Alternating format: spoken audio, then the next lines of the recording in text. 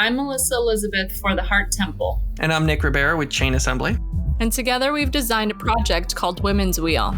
It's based on the philosophy of women evolving with the seasons. And new modern archetypes that exist within those seasons. This new way of thinking is presented in a core set with many items and activities designed to further understanding between you and the women around you. Much more than self-help, these tools are for one or more participants in a community growing setting.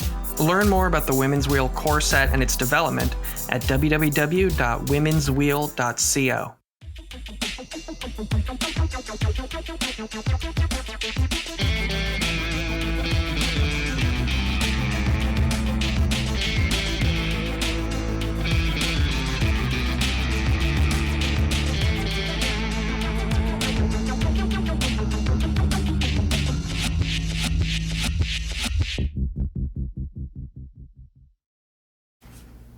Today I have the pleasure to speak with Jose Gomez, photographer, site designer, gallerist, lots of different things that Jose does.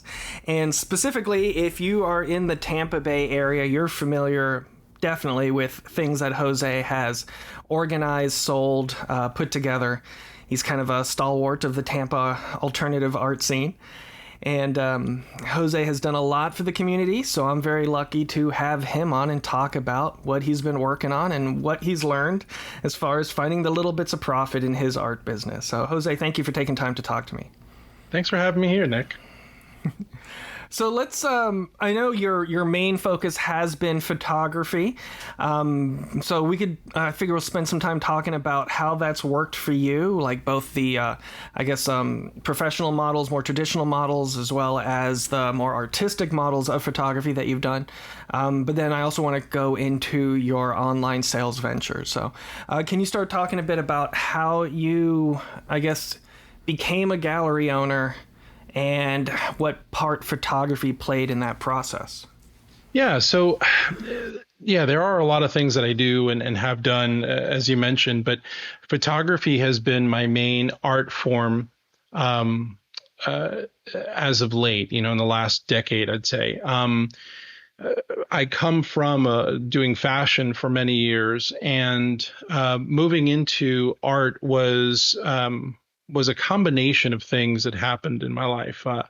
I was growing an agency at the same time, a marketing agency, digital agency, and that was growing by leaps and bounds. And I had a commercial photography business that was doing fashion, commercial stuff that was also growing. And I had to kind of make a choice between the two, and one was growing much faster than the other. And so I made that choice, and I put down the camera for a few years. But when I came back, I didn't want to do what I did before, which was to take the photography that I love to do and make it a deadline thing anymore. That's kind of the rest of my life is deadlines. So this was the thing that, it had kind of squeezed the passion out of photography for me for a while. And I picked my camera back up because somebody asked me to shoot him, and they gave me the opportunity to just kind of take my time with stuff, no pressure, give me pictures whenever. And I decided to do something more creative with it. And I really fell in love with that process. So I spent the next few years creating a creative process, exploring what it is that I wanted to do. For the first time, I was creating pictures I wanted to create, not pictures clients wanted me to create.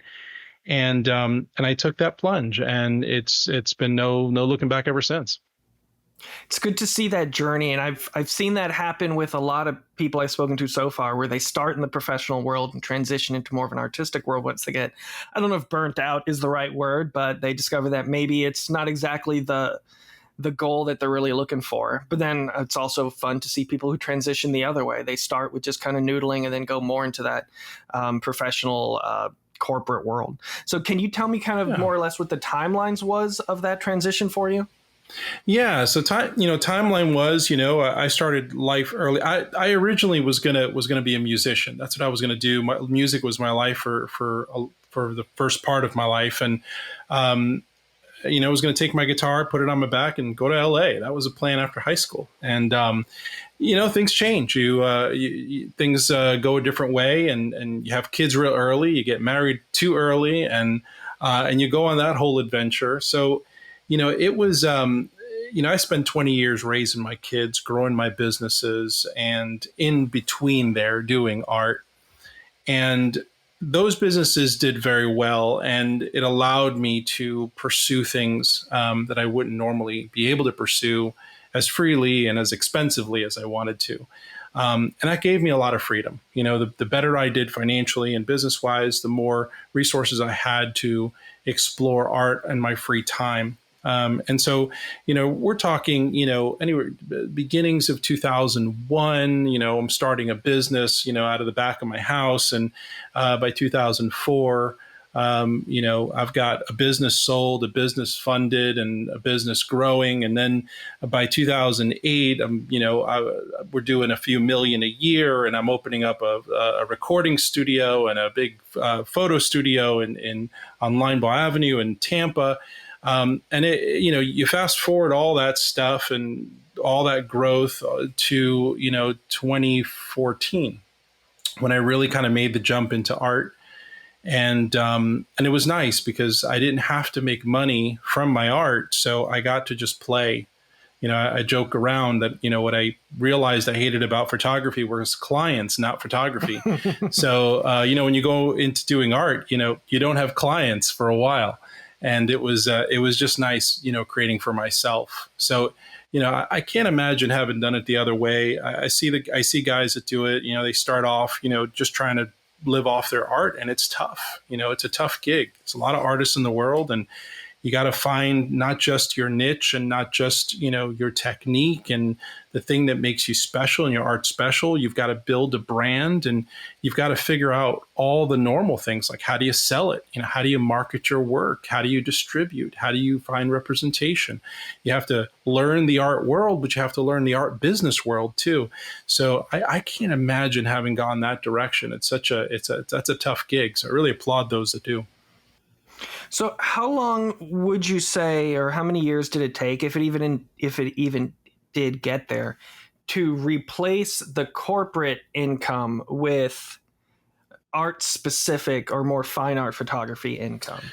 Well, I think for me, because I do a lot of different things, I silo things. I don't really look at it as like a replacement.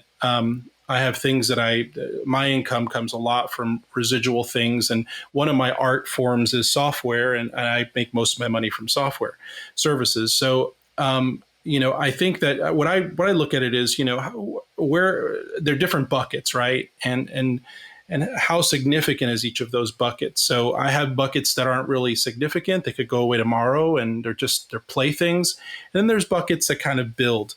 And I'd say that, for I'd say in the first few years, I was able to make a lot of progress as an artist selling my work.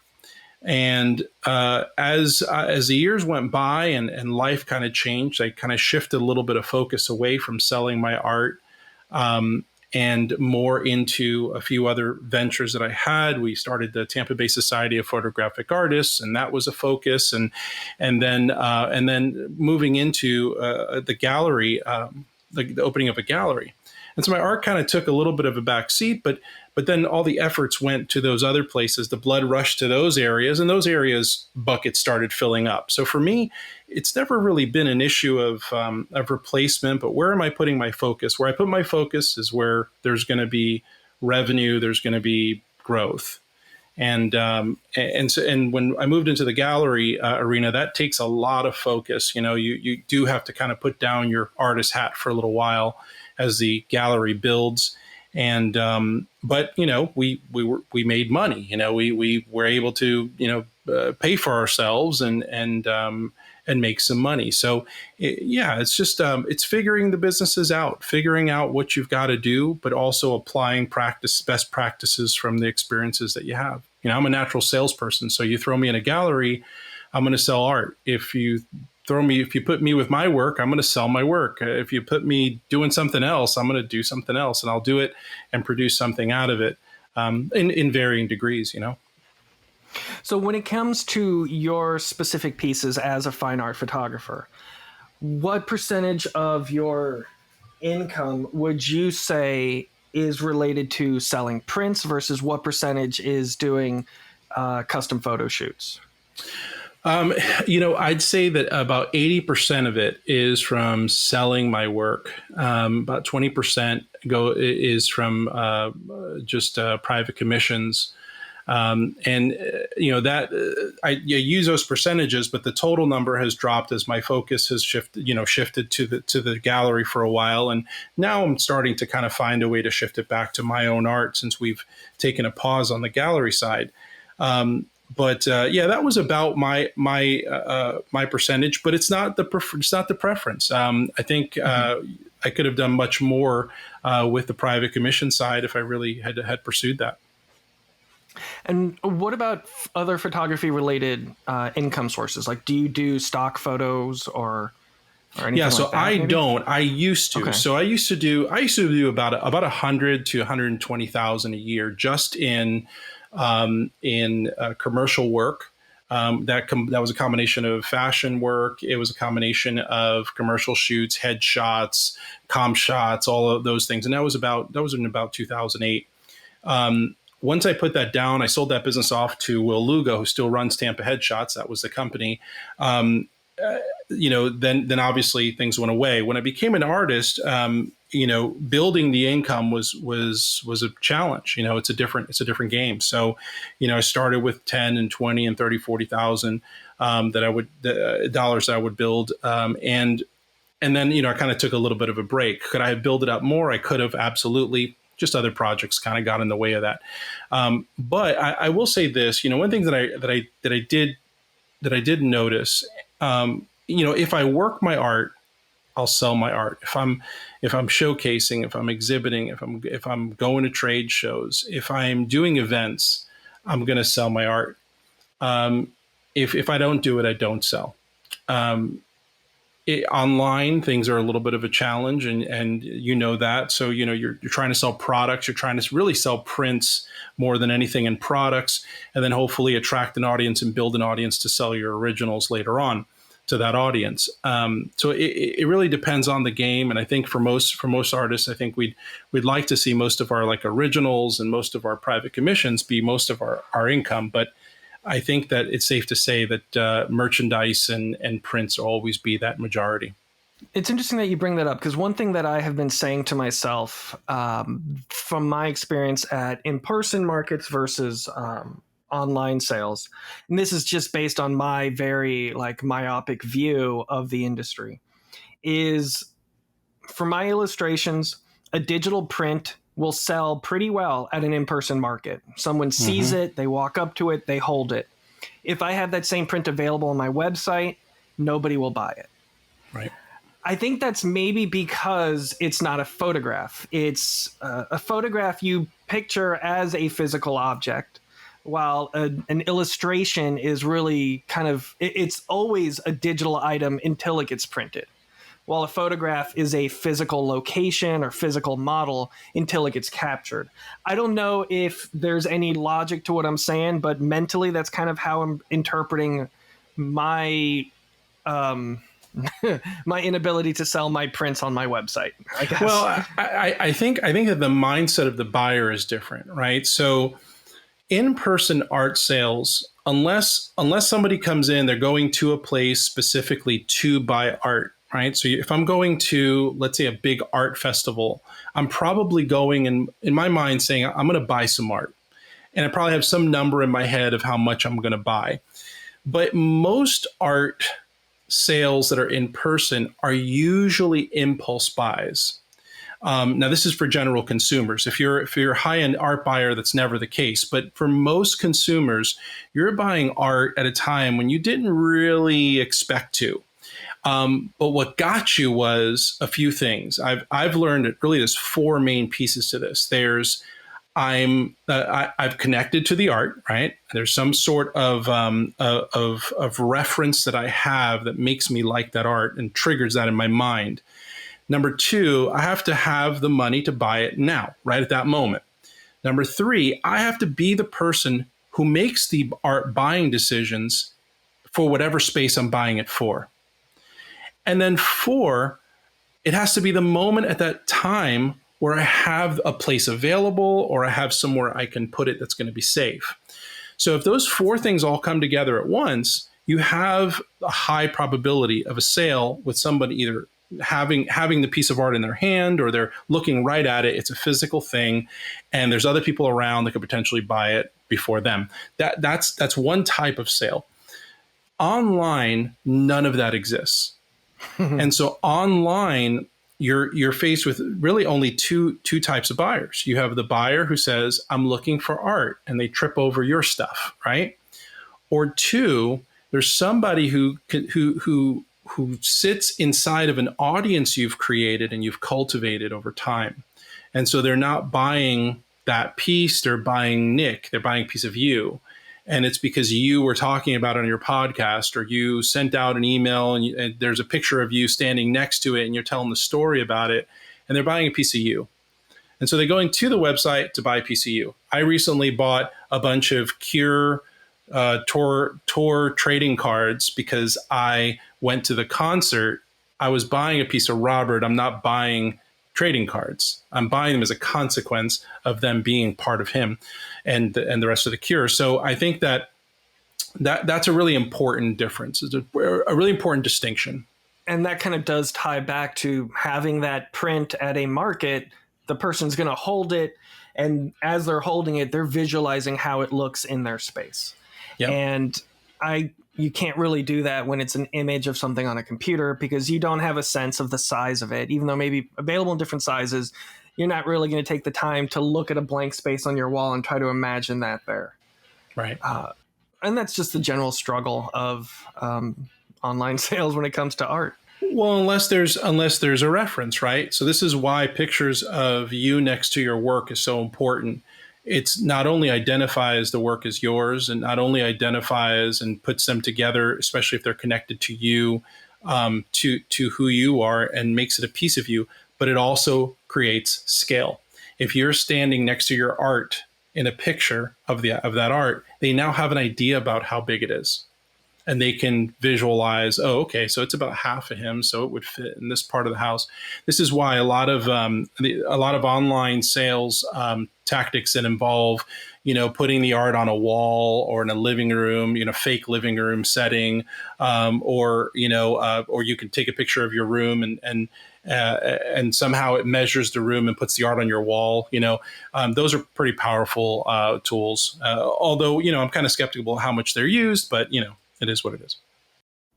Well, with that in mind, let's transition a bit into Cloudfolios, a piece of software you designed that really helps a lot of local places operate call to arts and helps people sell their art. So kind of tell me about the process of developing that and how that's been going for you. Yeah, Cloudfolios is actually a fun business. It was a business that I started as a consequence of me having to track my own work. I didn't want to write it in a notebook. I said, I'm a tech guy. I should be able to have a database, right? And so I started to build this software that allowed me to track my work, track the titles and pricing and editions and all of those things, where I showed the work. And right away, I knew other people could use this. So I built it multi-tenant, and then I put a face and a name to it. And then since then, I think right now we're running about 5,000 artists that are using the software in different levels, different capacities. And we built in a side of it for exhibition organizations like galleries and festivals to do their own calls to art through it. And so that's by consequence brought artists in as well. And then it's created a way for everybody to really exchange. There's a lot of plans in process right now and ways we're going to enhance that, which are going to dovetail into helping people to sell their art and use some best practices. Especially recently, there's been some amazing models that have come out for online sales of art. And then we'll be enhancing some of those tools for galleries and museums to use for their calls and for their art management. I can say from my usage of it, it definitely differs from things such as like Deviant Creations, where it is more focused on the showing of art, and it lets you more easily track physical pieces you've made. Doesn't have to just be digital illustrations. It's sculptures, photography, video, anything like that. And I've also really appreciated that most of the events that are there, the call for artists, are all local. Yeah. So Was that an intention to make it local, or is that just generally how it's been utilized so far? Well, I think what you're seeing is a few things. Number one, the local focus has been only because that's kind of our little our pilot area, our pilot group was our local area. If you can't win where you live, you're not going to win anywhere else. So the goal was to kind of, really get people in, get people using it, find a few galleries that would start using it, get feedback. We've gotten tons of that. And so next generation of it is going to be the really, ready, set, go version of it. But the second thing you're seeing too is that, from the beginning, one of the things I didn't want to do, so many of these platforms and services that are online, they promise to sell your art. And the reality is, you and me both know, most artists don't sell. Most artists don't sell most of their stuff, even if they sell some of their stuff. There are a few artists that sell a lot. And those artists, regardless of platform that they go to, are going to sell a lot. Everyone else will pay fees and never sell one piece. What I wanted to do was to create something that wasn't about selling. It was about cataloging. It was about archiving. It was about preserving the legacy of the artist. And then by consequence have other things that can help you because, your art's there now. So yeah, there should be other things you could do with it. But really the focus has been building an amazing archive of independent art and doing that without a focus on profit. So Cloudfolios, is free for artists to use. You don't have to pay. There's some levels there that give you some extra perks if you want to pay for it. But by and large, the service is free. And you can go in, you can archive your work. You can, we do it by folios, and every folio it represents either a collection or a series. You can create a folio for your one-offs if you want, but the idea is, collect your work, be intentional about how you organize it, because later, let's say in, 50 years when I'm gone, I want people to be able to make sense of my work. What does this all mean? How did it all relate? And we found this idea of folios being a really great way to do that. In the next iteration, we'll have some new things as well, some new ways to kind of cross-categorize and view the work in different ways, experience it in different ways. For me, that's really important because, again, this is a business that sure, it could be huge, and there's some great plans to move it forward. But as the artist part of me, I'm interested in the legacy of it. I'm interested in how it tells my story. That's what I've come to expect from the software. And I think that as I look at other people's profiles in the newer versions, as we come close to them, they'll do better jobs at doing that as well. What type of lessons would you say you learned from developing Cloudfolios that you brought into the creation of House of Shadows, the gallery that you owned? Yeah, that's a great question. I think that Cloudfolios, what it did was it gave us the experience of working with artists from all over the place.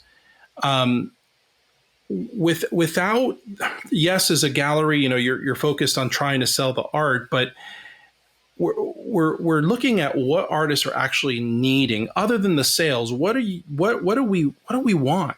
What do we want? Why are we doing this? Especially if our art doesn't sell, and there's some great art out there that doesn't sell for a lot of different reasons. Try running ads for nude art on Facebook. It's not going to work. You're not going to do it. You have to go to some alternative way to do it. And so, what are the other needs? And what we found in that, and in also talking with artists through House of Shadows, artists, they need that validation. They need their peer review. They need to tell their story. They need to feel like they're not just one artist out of billions. They need to just get the feedback from the public. They need to be able to show their work and tell their stories. They need practice telling their story, by the way. So many artists are terrible at telling their story. I think what we found is that, there's a real human element to art, and that's not a big mystery. That's not, some big revelation, but experiencing the humanity of art, of the artists behind the art, has been a really big eye opener for me. And then seeing the pitfalls as well, seeing artists being everything from irresponsible to being short-sighted, to, just being rude. And a lot of it having to do with not just the persona of the artist, but where artists are in their life. If you're an artist who makes a great living at something else, you're doing this for fun and you're putting it in a gallery, you're probably going to come in, smile on your face, give me your work. It's going to be well done. You probably took your time to do it. But if you're an artist who's really struggling financially, you're barely getting the art there, you had to scrape some money to frame it, and you're probably going to get to my gallery in a bad mood, and the art might have a lot to be desired in terms of presentation. The people are in different places. And every once in a while, you'll find a moron in there. But most people, they don't mean to be negative. They're just going through the humanity of being an artist, and their work and the quality of the work many times reflects that. Have there been instances in which you've accepted a piece to be in a show, and then when the artist comes to drop it off, you just get horrible vibes and no longer invite them to be a member of the show?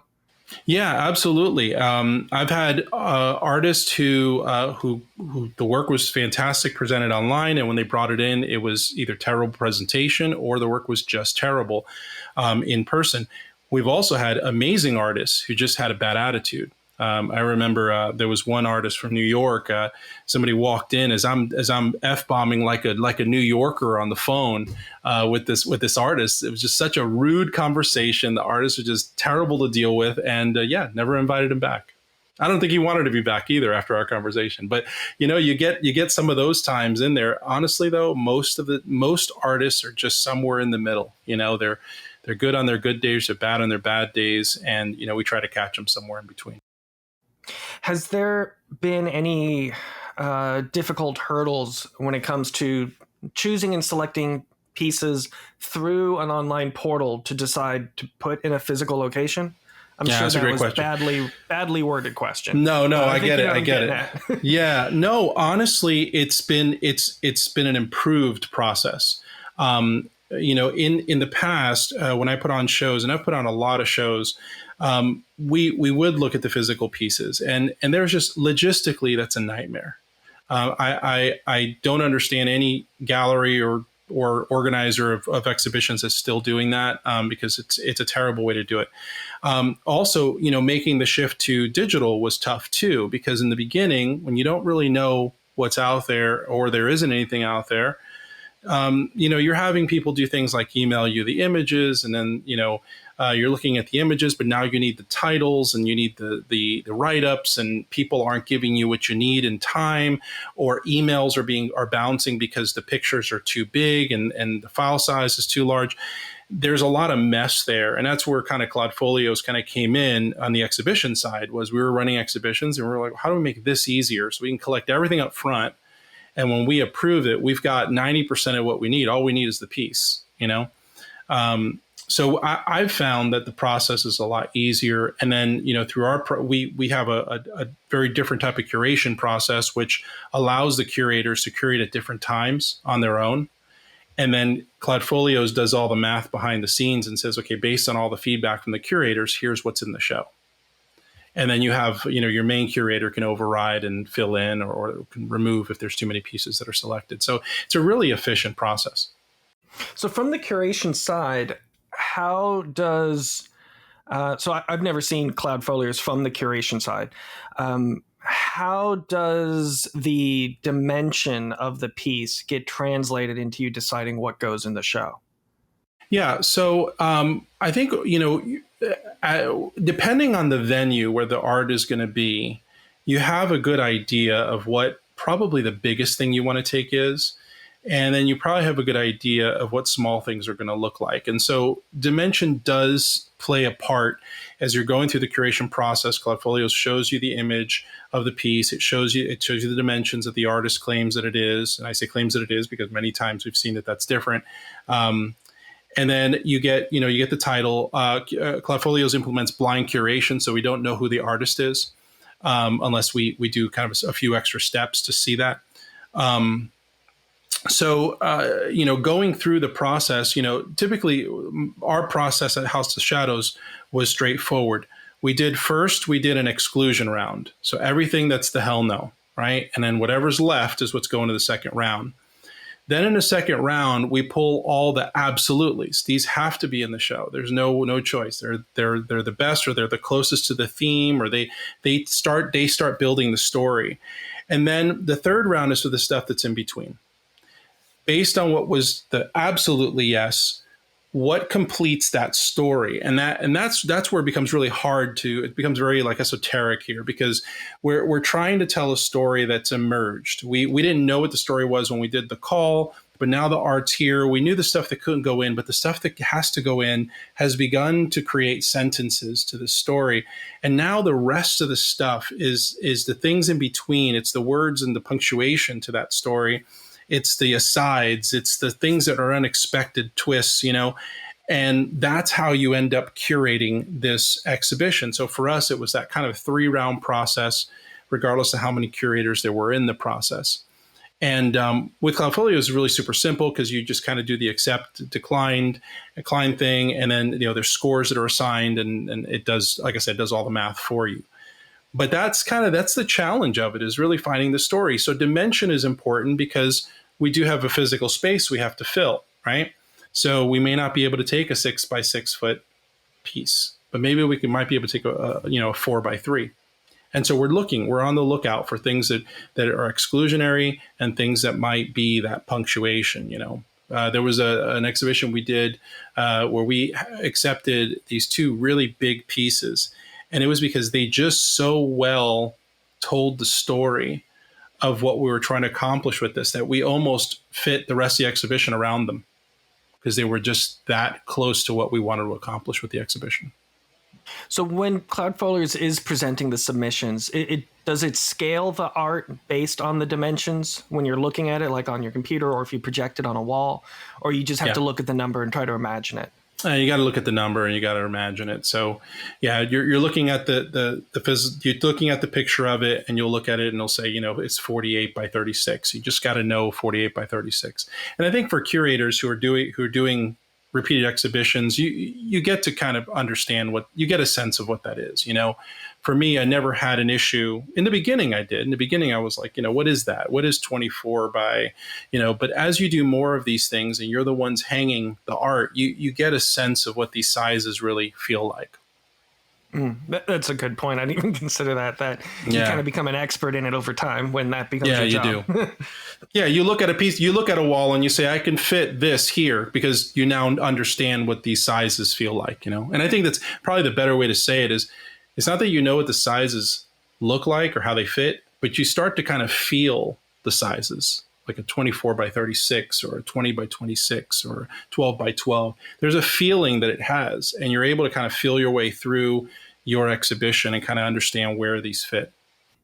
Right. I mean, with those ratios, it's also the same kind of feeling you get from like say an old Western that's shot like 16 by 9 versus exactly. A movie like American Honey that's shot 4 by 3. It's all different type of emotion associated with that ratio. So yeah, I totally get that. One small issue I've had with Cloudfolios, which is probably more of a me problem, is a piece will get submitted and then I have to drop it off in a week. And sometimes I'm submitting pieces that I don't have a physical print of yet. So then I have to order the print and wait for it to arrive. But now I've got a printer, so it's not a problem anymore. But and thanks to your suggestion, I do have the Canon Image Pro 1000. I think that's what it's called. Great printer. Great printer. How do you like it? She's a delight. She's a delight. Yes, absolutely. I mean, I just had to buy my first round of new ink for it, which was about $750. Yeah. But it'll last you for 6 months.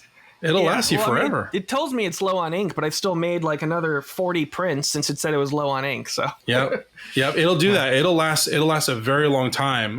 Those I don't know how they make the ink last so long, but it just does. And that does lead us to something when we're running an exhibition. So it's hard to keep exhibition schedules. And a lot of times it has to do with the promotion, the putting together of the exhibition materials.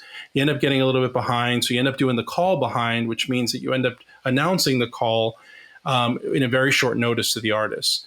What I found the optimal time for anybody that runs exhibitions, the optimal time for everything is to run your call for 30 days, so 60 days prior to the exhibition, and then announce your results 30 days prior to the exhibition. So the artists have 4 weeks to get everything together, and it's more than adequate for artists to get it together and for us to promote the show and get people there. So when you're hosting shows at House of Shadows, what percentage of the pieces you've accepted have to get shipped in from out of state or out of the area? I think we were running about anywhere between 30 to 40% were from outside of the area, and then all the rest of them were dropped off. And because you're accepting these blindly, it's really, if something gets accepted because it's out of state, it's the artist's fault for applying. Exactly. Okay. Yeah, it's their fault for being awesome. So. All right. So talking about the opening of the show, what percentage of a show's sales would you say happen on that first night? First night is going to be your biggest sale night for an independent show. It's a little different when you're talking about artists that are well known. That cycle's a little bit different. But when we're talking about independent artists, your opening night is going to be the biggest deal, right? Unless you have other events going on throughout the month, your opening night is going to be the most people there at one time, the most excited as they can, and hopefully the most drunk as they can be buying art, because that's how you sell art. You get them excited. And then when they get home and they go to sleep, they wake up in the morning and say, what did I just buy? What is this that Nick created? So yeah, that's going to be your big sale. So I'd say that, anywhere between, half to as high as 75% of the exhibition sales will be from opening night. So how long do your exhibitions usually last? So House of Shadows exhibitions were 1 month, open 5 days a week during the day. Now, one of the things that we knew going in was that having day hours was not to our benefit, but we didn't want to work at night except for our openings. So we just let it be. Had we opened at night and evenings, we probably would have had more people coming in to buy during the month, or at least look at the art during the month. But we would run for 30 days, or the equivalent of 1 month.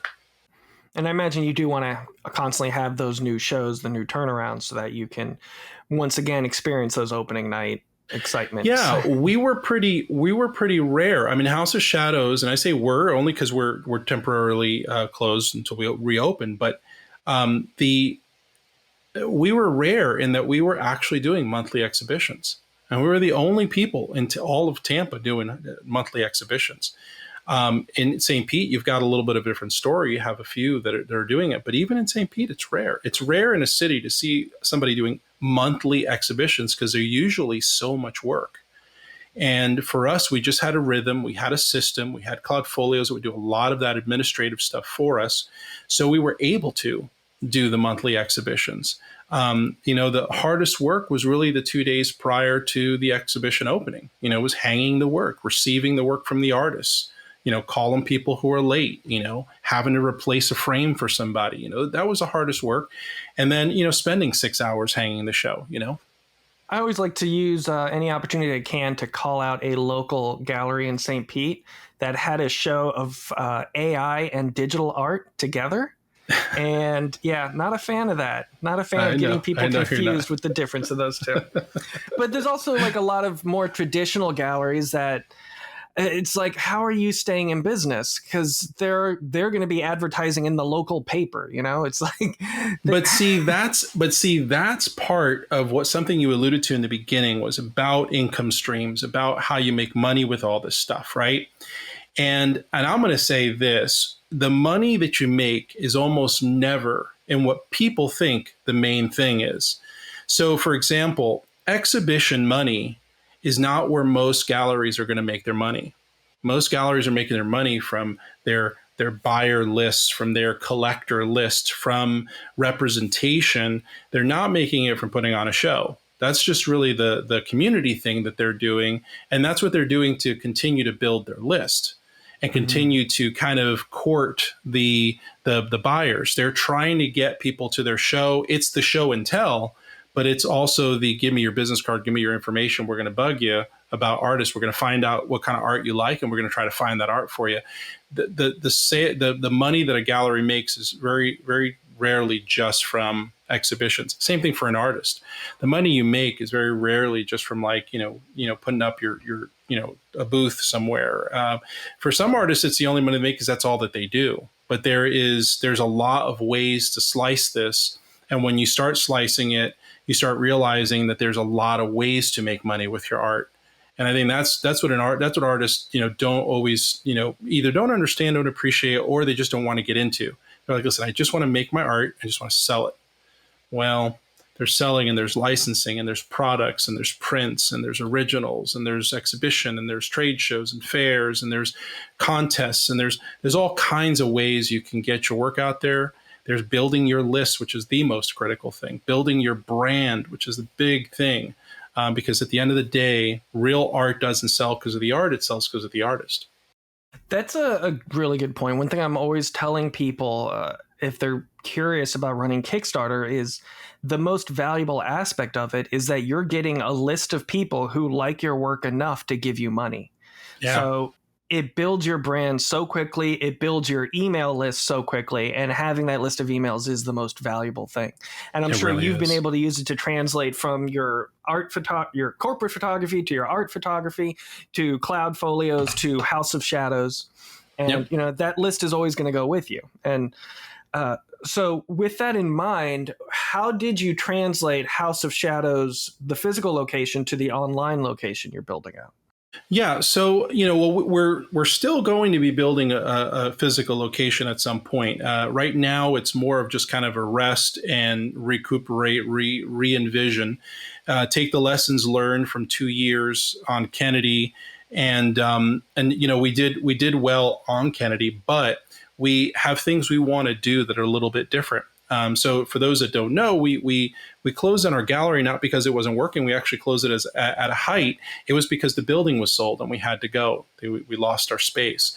But we in our next iteration, things are going to get a little darker, a little sexier. We're going to focus in on the things that people came to House of Shadows for.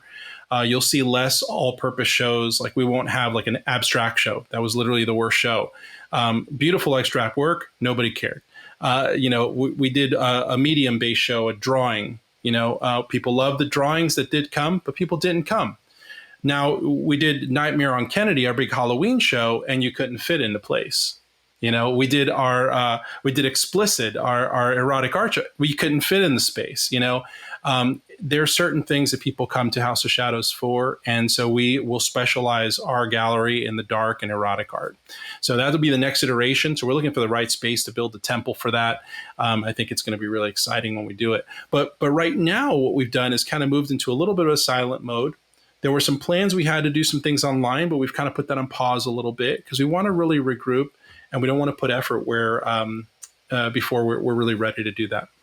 So when you picture the ultimate final form of House of Shadows, is it an online storefront or is it a physical location? It's definitely a physical location, absolutely. But I think that as a business, I think one of the things that we really want to create is a little bit more than just being a local gallery. I love the fact that, the gallery was so much fun. I miss going to the gallery. I miss having our big openings. And it's a great part because of doing it, because you get to mix and you get to mingle and you get to meet people and have some really beautiful experiences. But that's really what the gallery is going to give you. It's going to give you some sales, but it's going to give you mostly the community involvement and the experience of being a part of the art scene. But as a business, we want to extend beyond that. So probably the closest thing that I have as an example of what we'd love to be in the art world is what Blackcraft is to the clothing world, to the clothing, apparel, and merchandise world. We want to be a place where, you can come to see us. Like you can go to Blackcraft in Salem, come to House of Shadows to come and see our environment, experience what we've got. But we've got brand beyond that. We've got merchandise and products beyond that and services way beyond that. So I'm glad you brought that up because the question that I've been asking a lot of my guests recently is, who, not necessarily modeling yourself after, but who inspires you as a business owner? And aside from Blackcraft, are there any other names out there that you find inspirational on the business side? Maybe not their art style, but the way that they operate themselves? These days there isn't a shortage of businesses to really admire. But I think that, when I look at what we do, who we want to be, and what we want to emulate ourselves after, I think that there aren't too many out there. People have their own things going. They have their own models going. They're all trying things, and these days there's a little bit of illusion going on. There's people who you think are doing really, really great that really aren't at all. And so we found something like, for example, Blackcraft. I mentioned them because they really are. They do kind of represent the type of feel that House of Shadows wants to have, but for art. And I think that there are a few artists who are starting to touch on that. There's a few models out there that I'm watching really closely. So, talking about House of Shadows as a brand that you've been building up, do you plan on creating products under that brand name, or will it always exist as an avenue to sell art for other artists and yourself? Yeah, that's actually very much in line with what we're going to be doing. I think that this is where now the struggle, this is why you don't see us doing anything online right now, because what we're trying to do is really give ourselves time to kind of simmer on that thought of like, if we're creating House of Shadows as an art brand, what does that really mean? What are the possibilities? What do we leave out? What do we say no to, which is really important, but what do we say yes to? And I think that where you'll see is merchandise. You'll see additional services that are even beyond representation of artists or trying to sell someone else's art, but trying to contribute to the overall culture that House of Shadows tends to be a part of. So what I could say is, here in Tampa, in Ybor City, you've got the Castle and you've got the Spookeasy and you've got Dysfunctional Grace, and they kind of create that little trinity there of darkness in Ybor. So we're part of that. We're part of that. We were just all the way on Kennedy, but we're part of that. Want to move kind of closer to that community. Create a brand that House of Shadows represents. A house of shadows represent for us safety, comfort. Some people don't like the darkness. They feel intimidated by that stuff. For us, I was as a teenager, I'd turn off the lights and put heavy metal music just to go to sleep. For me, there's comfort and peace in the shadows, and that's specifically for people who identify with that feeling, who identify with that culture of shadows. We want to be a part of that. And so there's a lot of fun going on right now of us just talking about that. How do we do that? How do we connect and do it from the art world perspective? So I want to dive more into the word representation used earlier. Generally, a lot of traditional galleries might have exclusivity contracts with artists. Is that something that you are curious about maybe growing with House of Shadows? No, actually, we never want to get into exclusive representation, however, of the artist. But we are very interested in the future of exclusive representation of specific pieces. So I think that's where and now when you think about merchandise, you start realizing why we want to do that.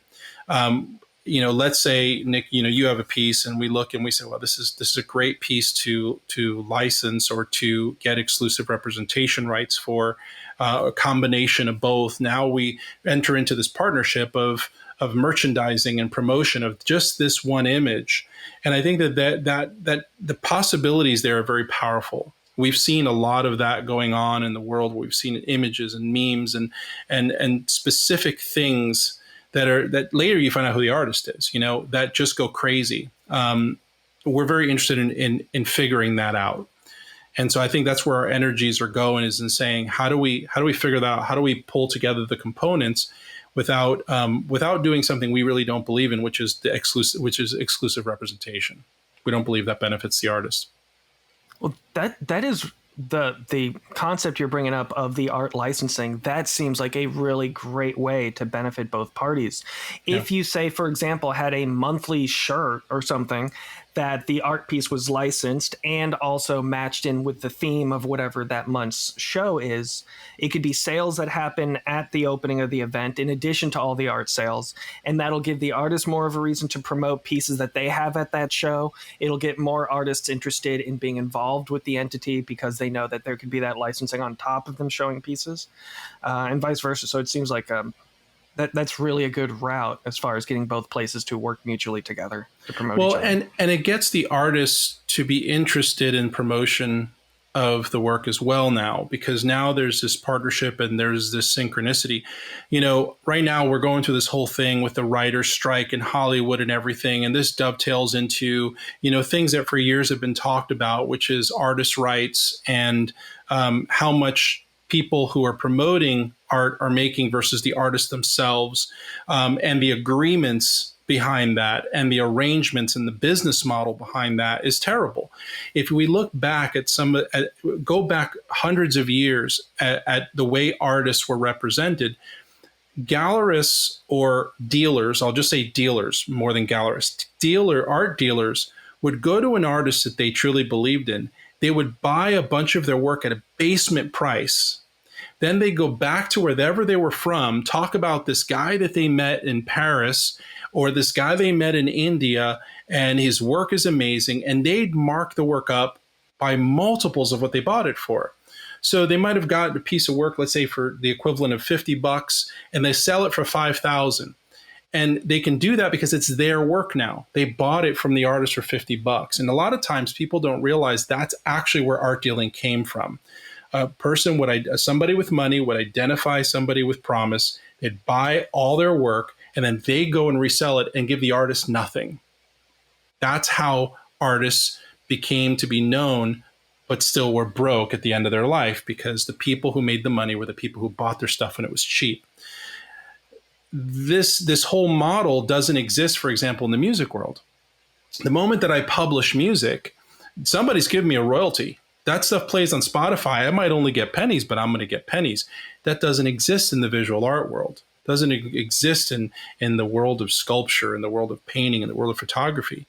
So creating these licensing agreements, I think really benefits everybody. As an artist, again, exclusive representation for me doesn't make sense for an artist unless you've got somebody who's just got big bucks and they're going to give you a great deal and you're going to get rich off of that one source.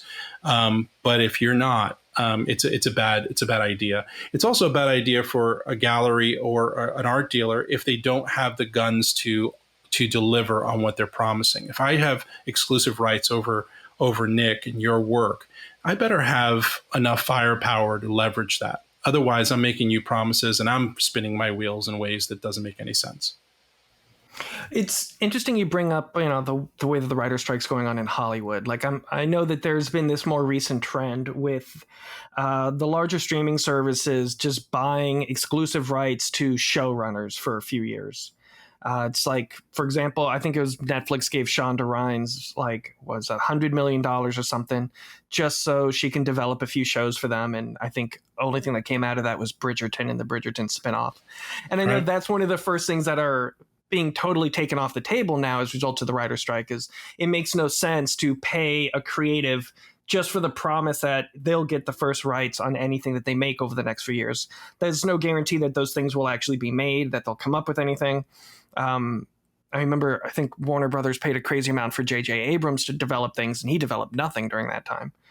So anyways, just it's similar to the storylines you're bringing up too, where you're paying for limited exclusivity doesn't necessarily guarantee success on either person's side. It doesn't. And the deals have got to be structured right. A lot of the problems with the arrangement that the writers have in Hollywood have to do with the deals and the way that the money is made on the front and the back end. And when streaming came in, it kind of circumvented pieces here. So now all of a sudden, money they were making before was completely off the table because there was a loophole. Yeah. It was a loophole. But the guys at the top are still making the money because they're the ones making the deals. So So with art, it's the same thing. I think the artist can, I've heard the argument in a lot of different ways. When I hear artists say, "Oh, I'd never give you 50% to sell my work," I think that's short-sighted. I think honestly, it's stupid. If I sell your work, I should make as much money as you because I'm the one who sold your work, right? Especially if I'm paying for expenses that you're not paying for. If I say I want 70% to sell your work that's in your closet, it's been there for 5 years, I think I deserve the 70% if I sell your work. It all goes down to the deal. It's up to the artist now to push back and say, no, I will only pay you 40%, but here's why. I'll only pay you 25%, but here's why. You've really got to come up with a great argument to make the best deal for yourself. Everybody needs to fight for their deal. And at some point, you've got to be able to walk away from deals that don't work. So if I had an artist that told me they'd pay me 25% to sell their work, I'd walk away. There's no way I'd do it. We all got to figure out what our price is, what our capabilities are, what can we deliver, and what makes sense. So looking at you specifically, when it comes to all of the income you're developing from the art you've made and the tangential art-related businesses you've created, what percentage of it would you say is traditional sales of your fine art photography prints? Well, today it's something I'm ramping back up. So I have a very small percentage that's my actual fine art work. I've not been really promoting it too much. We've spent a lot of time on the gallery. Here towards the end of the year, there's some new things that I'll be doing. I'm going to actually be segmenting my work into to storylines and promoting the different storylines individually. So I'll give you an example. I did a series of nudes behind whiskey glasses back a few years ago. And I'll be developing that idea out, creating new pieces, but selling an entire line of work that's just whiskey nudes. And they're just nudes against the whiskey culture, finding things within that culture, the experience of whiskey, the experience of whiskey rooms and glasses and the colors of whiskey, all in the backdrop of these nudes, and eroticism, and just focusing on promoting that one thing to a very specific audience. And that's where I'm kind of taking my work. I'm taking all the past work, grouping it together, and saying, how do I create these categories that I can market individually? And what I'll be doing is a lot of kind of modern tactics are, which is doing things like giving away free prints and doing things like creating an experience around the art and building a list around it. And then doing, a lot of the modern things like building sales funnels and storylines and pushing out to my list pictures of me next to my art, all that kind of stuff, pulling all the stops. That'll happen here towards the end of this year.